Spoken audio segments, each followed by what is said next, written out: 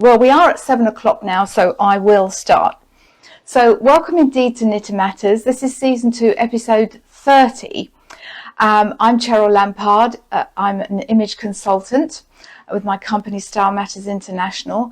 And throughout my life, my two passions have been sewing and knitting. And in particular, knitting is my therapy. I love to do it. It's something I do every day. I also used to be the owner of a yarn store in Brighton, England too.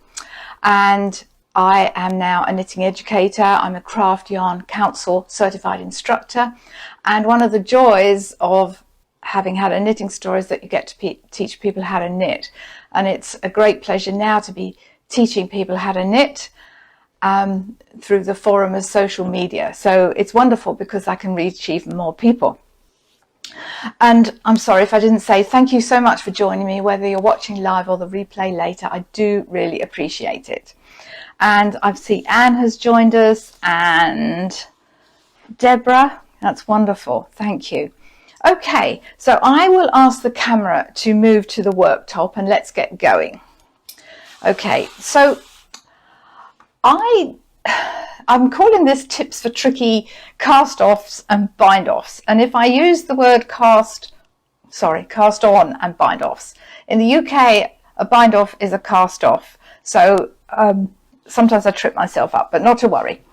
It means the same thing. So, oh, hi, Barbara. Thank you so much for joining. So in knitting, we nearly always have more than one way to do something. And having options is great, but sometimes the sheer number of options can be overwhelming. Now, given that every project has some sort of cast on and bind off, it's not surprising that options for those things, the cast off and bind off, seem endless. And I've already done 3 Knit and Matters episodes on cast off and bind offs, but I barely scratched the surface of the topic. And we tend to stick to the techniques that we know. So in this episode, I wanted to show you a few tips to make some tricky cast-ons and bind-offs easier. I think I might just say COs and BOs because it's a bit easier. I keep tripping up. So let me show you this stepped bind-off sample here. We've probably all come across this. We see it on shoulder shapings, necklines, anywhere there's a graded or sloped bind-off or need for that. Now, most patterns will tell you the number of stitches to bind off. It might be every other row, every 4th row, whatever it is. And it does, and this is the result. Now it does the job, but it does make for a bulky, difficult seam. If I'm trying to stitch that up along there, I'm going to get all this excess on my seam somewhere. I can't help but do it, and you certainly can't knit and stagger, knit and step. So although the pattern tells you how many stitches to cast off and in what sequence, it's not going to tell you the best way to do it. And I think this is so much better. It's exactly the same number of stitches cast off, but it's a much smoother, elongated shape. It's a much more, it's the same number of stitches. It looks like a more gentle slope, but actually it's exactly the same. But it is more gentle in its gradient. So it's much easier to sew up. You're not going to get a bulky, ugly seam. So let me show you how this is worked. So in my little sample here, let me move that back so that doesn't confuse the picture. Okay, so I've got 15 stitches here. I'm going to cast off 3 lots of 5. So I've already cast off my 5 stitches. Sorry, cameraman's telling me I need to get in. I've already cast off the first of my gradient, my first 5 stitches. So now I'm just going to knit to the end of the row. Okay, just bear with me while I do this. So I would work my first row as per usual. In this sample, it's 5 stitches. Now I'm going to turn and I'm going to come back and I'm going to purl to the last stitch, up to the last stitch. Okay. So just bear with me while I do this. So I'm going to not purl that last stitch.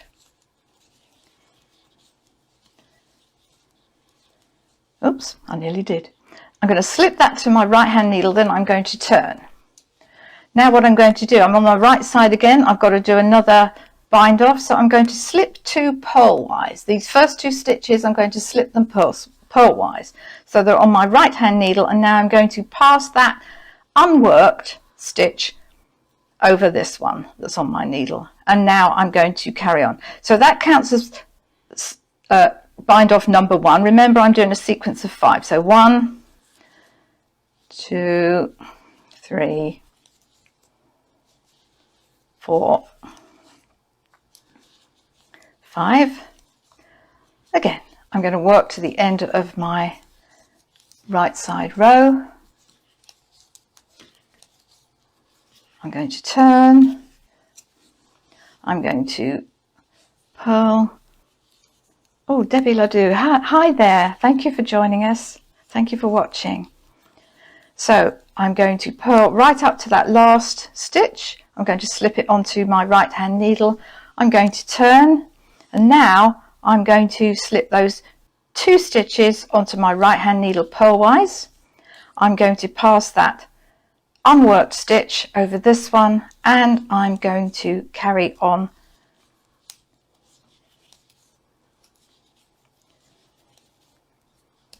and bind off the rest of my row. I'll just pull that out there so you can see how much better that is. That really is so much nicer, and when I come to sew that up, that'll be a breeze. So it's exactly, sometimes patterns just don't give you, they give you exactly what you need to know. They just don't tell you perhaps the finer points of how to do things. And there's a good reason for that. You know, writing a pattern takes up a lot of space. They can't put all these other techniques in necessarily. So that's a really nice way of getting a sloped bind off. And Peggy Wilkinson, thank you so much for joining us. Right, on to the next little tip that I want to show you. So this is a bind off that I absolutely love. Let me pull this down so you can hopefully see that. Is that, I'm just going to ask the camera, is that better on the lighter worktop, or doesn't it matter? Doesn't matter, he's saying. Oh well. So this is a wonderful bind off from the master of knitting, Elizabeth Zimmerman. It's her sewn bind off. It's known as Elizabeth Zimmerman sewn bind off. It's really nice and stretchy. It's very neat. It works on stockinette stitch, garter stitch, ribbing. I did a sample on ribbing here. Really, really nice and stretchy. Anywhere you want some stretch, and I really quite like it. I think it's pretty neat. It does tend to roll when you do it on stockinette stitch. It does tend to roll a bit to the right side, but really that might not matter. It depends what you need to do with it, and I actually quite like that slightly rolled edge. I think it's a very neat bind off, and we are going to sew this, and I'm going to show you how to do it. So what I have done here, I have done a little sample here, and you want to break or cut your yarn off when you've finished your knitting about approximately 3 lengths of the knitting. So whatever's on your needle, 1, 2, 3, and perhaps a bit for luck. I always kind of like to have a little bit extra, but that's about the amount. So now I'm going to insert, and you want a darning needle or a yarn needle or a bodkin. I'm actually going to call it a bodkin because I'm going to be talking about needles referring to the knitting needle and the sewing needle. So I'm going to call this a bodkin. Old-fashioned, I know, but I actually quite like the word. So what I'm going to do is I'm going to insert my bodkin into the first 2 stitches on my knitting needle, purlwise, and I draw the yarn through. I'm going to leave those stitches on the needle, on the knitting needle. Now I'm going to go in knitwise to that first stitch, as if I was to knit, draw that yarn through, and I'm going to knit that, drop that stitch off. I'm only dropping 1 stitch off. I'm going to Now do exactly the same thing. So I'm putting my bodkin purlwise into the first 2 stitches on the needle and drawing the yarn through. I'm not taking anything off the knitting needle yet. Now I'm going to go back into that first stitch as if I was knitting it, draw that through that way and slide that stitch off. And I repeat. Purlwise into those 2, draw the yarn through into the first stitch, knitwise with my bodkin, draw my yarn through and drop that first stitch off, and so on. Now you might think, oh, this looks a bit like Kitchener stitch, in the sense that we are knitting and we are sewing our bind off, but this is a lot easier than Kitchener stitch. Now, of course, if you've got a garment or a piece of knitting that's 300 stitches, this is going to take you quite a while. But if you want a stretchy bind off, it's a really good one to do. Somebody said this is one of the bind offs that you do for yourself, on garments for yourself, but if you're knitting for other people, you don't. Not sure about that, but I do know what they mean. So you're just going to keep going along the row, as it were. And I hope you can see exactly what I'm doing. Into my 2 there. Oops. Try not to snag the yarn as I've done. You're not knitting through the stitches, you're going past them in it. You're not penetrating the yarn. You're not trying to do that. Okay. After a while you get a really nice sort of motion with it. I've got a camera over my shoulder, so I'm not sort of straight on, but it's, if you're sitting there of an evening or at any time doing this, you really get quite a nice rhythm going. I find it quite therapeutic. So when you get to the last, you're just going to do exactly the same thing. Don't rush and take those 2 off the needle until you've secured them, and then you're left with 1, so you can just go through and, you know, finish that off like that. There's your stretchy Elizabeth Zimmerman stretchy bind off. The woman was a genius. I mean, so simple when you think of it, but really, really clever, and a lovely, I really like that bind off. I'm going to do that a lot more than I have done previously. Like it very much. Okay, so the last thing I would like to show you tonight is a way to do a provisional cast on. Now, there are times that we need a provisional cast on. It's a temporary cast on, and when unravelled, it reveals the live stitches, meaning that means live stitches mean they haven't been worked, they haven't been knitted. So they're, you know, if you're not careful, if you rip this out before you need to, you're going to lose your stitches. But live stitches means they're active, they've not been worked and finished off in any way. So you might ask, well, so then you would unravel this, and I'll show you how to do that in a minute, and then you would pick up these stitches and then you would work them in the opposite direction. Well, you might ask me, why on earth would I want to do that? Well, it's actually quite a useful cast on for folded hems or a trim that you might want to work afterwards in a different yarn. And it's also quite a useful thing if you're not sure if you have exactly enough yarn to finish a garment. So let's say you were working on a sweater or a cardigan or something, and you're not sure if you have enough of your main colour yarn. You could actually do this and then do the ribbing afterwards in a contrast colour, rather than having to unpick great chunks of your sweater or make it shorter. So there's several reasons we might do a provisional cast on. And I see Claire Jackson has popped on. Thank you so much. Lovely for you to join us. Thank you. And Pauline, that's a very long name, and I'm not, forgive me if I don't pronounce all that, but hi Pauline, thank you for joining us.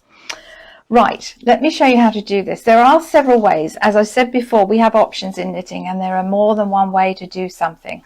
And there are several ways to do a provisional cast on. This is one of the easiest methods, and it's one of the most commonly used methods. and you'll need a crochet hook and some scrap yarn. So I have my crochet hook, I have my scrap yarn, and I have my main yarn. Now I do recommend using a crochet hook a size or two larger than your knitting needle size. And you'll see why in a minute. Sorry, I did my slip knot there a bit too far, a bit too close. So what I'm going to do now is just do a chain. This is scrap yarn. I would always do it in a different color because you're going to pull it out later. So you need to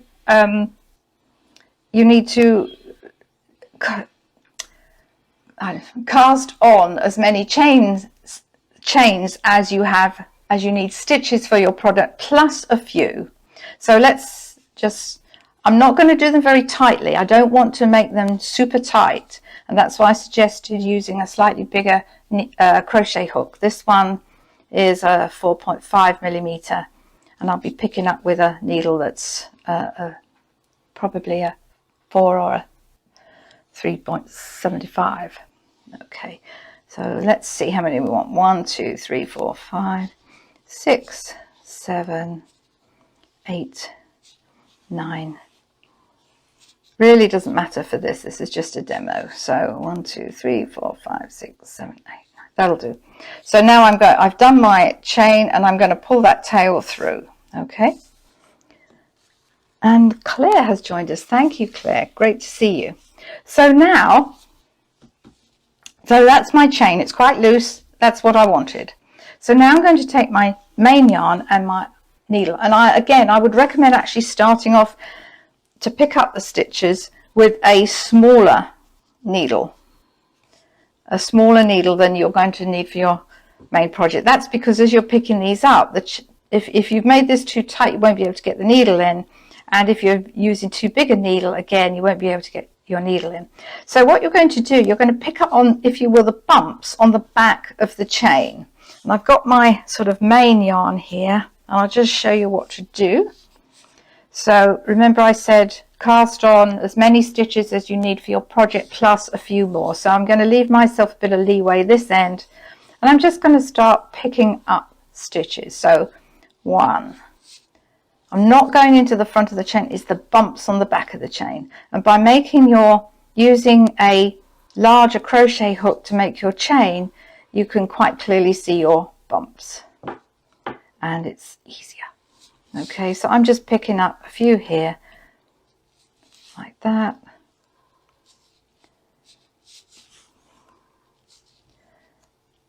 There we go. And then you would continue with the main body of your knitting. I don't even know if I've picked up the right needle size here, but it doesn't matter. For this purpose, I'm just going to purl this row back so you can see what it looks like on the other side. Okay, you need to hang on to this. Hi Barb, Bob Walker is watching. Nice to see you, Barb. Thank you for joining us. So that's what your provisional cast off on looks like there. And then you would obviously do your knitting, and you leave that on until the time comes, the instruction comes to take that out. And let me show you here how we would do this. What you need to do is be very careful, because as you're unpicking, you're going to unravel this. And what I would use, undo that last chain stitch that you did. But you need to get your knitting needle ready, because you're going to pick up the stitches. You're going to catch the stitches as they come up. So you would pull this very, very carefully. Now, I'm about to, there's my first stitch. There we go. Doesn't matter if you get them on the needle the wrong way round. You can soon adjust them. The important thing is you need to grab them. Hi, Suzanne. Thank you for joining us. You need to grab them as they are released. If you don't, you run the risk of dropping them, losing them, and then you'll be in a real pickle. So do this slowly and carefully. And as I say, it doesn't matter if these are seated the wrong way round. You can always turn them around. The important thing is to grab them. And Shirley is watching. Welcome, Shirley. Okay. Slowly, slowly, slowly. But you get the idea. You can, of course, just cut the yarn, but I think that's a bit treacherous to do that. You do run the risk of snipping one of your live stitches. And actually, when you cut the yarn, you can't really see what's happening. Now I've got a yarn that's a bit splitty here, so it's hanging on, but that's okay. I'd rather that than it was sliding all over the place. Okay, nearly there. So that is all you would do.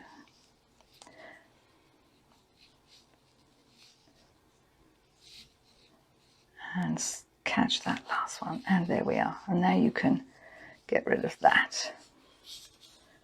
So there you have your picked up stitches. Obviously you would want to make sure they're seated once you come to, now you're going to be knitting in that direction, so you want to make sure these are all on the needle the right way. But that is how you do a very easy provisional cast on.